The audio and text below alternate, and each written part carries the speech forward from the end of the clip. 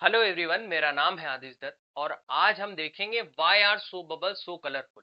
जो soap bubble होते हैं अपने, वो कलरफुल क्यों दिखते हैं। ठीक। तो अब सबसे पहले हम सो बबल बना के देखते हैं। तो बचपन में हम सभी लोग इसका इस्तेमाल किए थे, सो बबल्स बनाने के लिए इसी से खेलते थे। ठीक। तो सो बबल्स इस तरीके से बनते हैं। अब ध्यान से देखने वाली बात है कि ये कलरफुल है। ठीक। तो अब ये कलरफुल क्यों दिखते हैं, यही इस टॉपिक में हमको पढ़ना है। क्यों दिखते हैं ये कलरफुल। तो ये कलरफुल हमको इसलिए दिखते हैं क्योंकि इनमें थिन फिल्म इंटरफेरेंस फिनोमिना होता है। अब ये थिन फिल्म इंटरफेरेंस फिनोमिना क्या है। थिन फिल्म इंटरफेरेंस फिनोमिना एक फिजिक्स का कॉन्सेप्ट है। उसी की वजह से ये हमको कलरफुल बबल दिखता है। कैसे। थिन फिल्म का क्या मतलब होता है। थिन का मतलब होता है पतला, फिल्म का मतलब होता है लेयर। तो मतलब कोई लेयर अगर बहुत ही पतली है तो उसको क्या कहेंगे, थिन फिल्म है ये। अब ये तो ठीक है, मगर वो लेयर कितनी पतली होनी चाहिए कि ये फिनोमिना होगा। Thin interference thin film interference phenomena कब होगा, जब वो थिन फिल्म इतनी पतली हो कि उसको लाइट की वेवलेंथ के साथ कंपेयर कर सकें।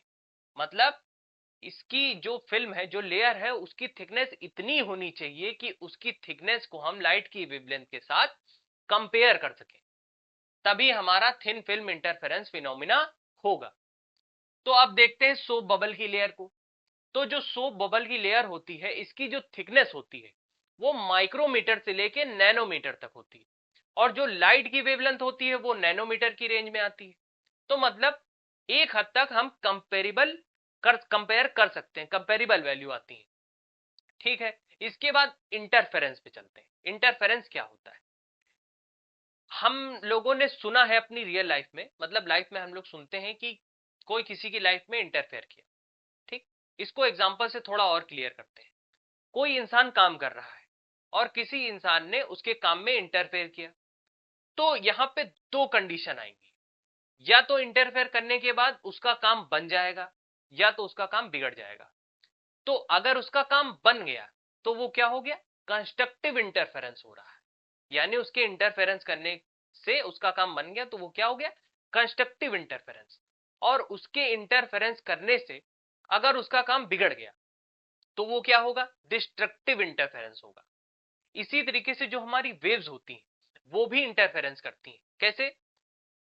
वो कंस्ट्रक्टिव इंटरफेरेंस करेंगी और डिस्ट्रक्टिव इंटरफेरेंस करेंगी। अब फिजिक्स के टर्म में इसको थोड़ा सा और क्लियर समझते हैं कि इंटरफेरेंस क्या होता है।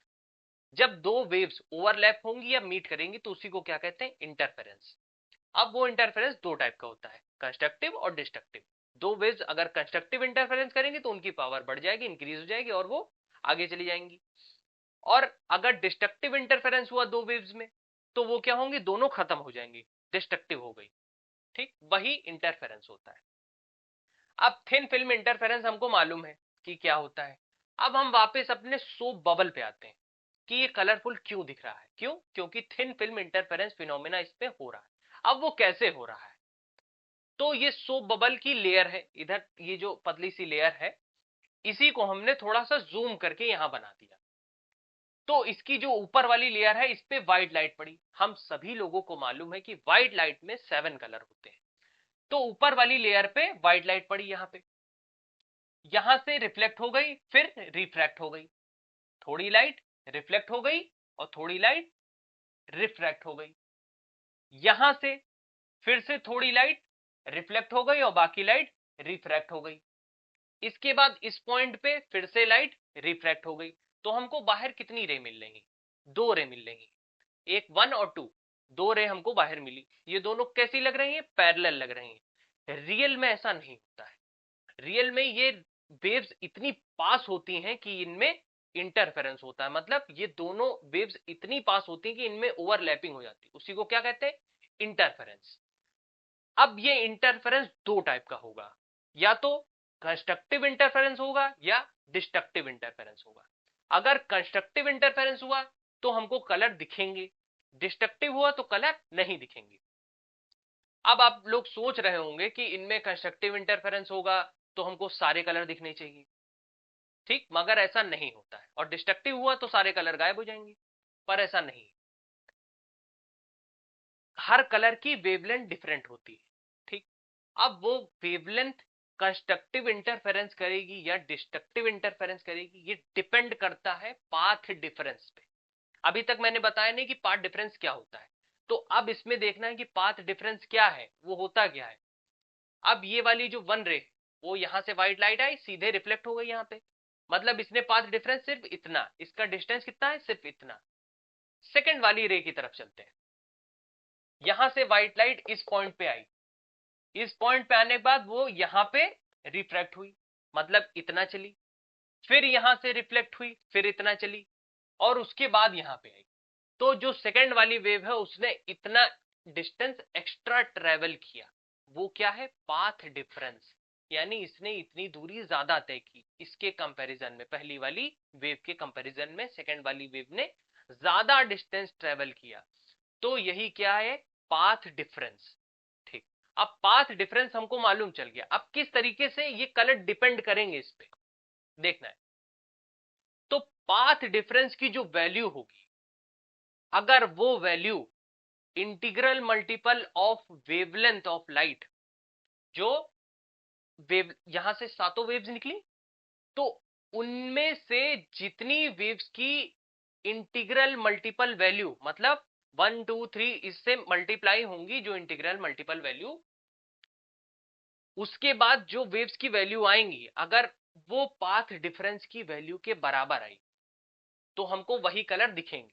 मतलब जैसे मान लीजिए ब्लू और ग्रीन वेव है, इन दोनों वेव की इंटीग्रल मल्टीपल वैल्यू हमने निकाली, और वो वैल्यू पाथ डिफरेंस के बराबर आ गई, तो इन्हीं दोनों वेव्स को कंस्ट्रक्टिव इंटरफेरेंस इन्हीं दोनों वेव्स का होगा, बाकी सब वेव्स का नहीं होगा।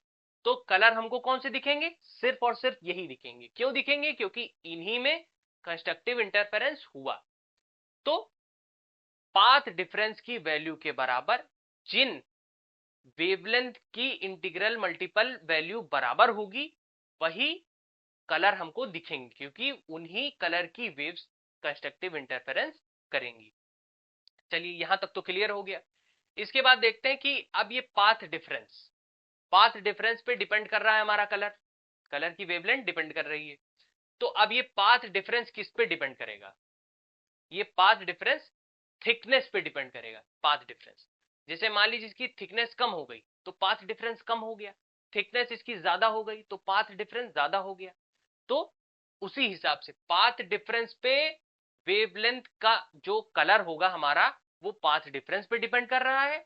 और पाथ डिफरेंस किस पे डिपेंड कर रहा है, थिकनेस पे, थिकनेस पे डिपेंड कर रहा है। और ये जो इंसिडेंट एंगल आएगा, जो रे आएगी, अगर ये इस तरीके से आई, तो यहाँ पे इसका जो रिफ्रैक्शन होगा वो अलग टाइप से होगा, तो उसकी भी वैल्यू बढ़ जाएगी, वहां से भी पाथ डिफरेंस बढ़ेगा।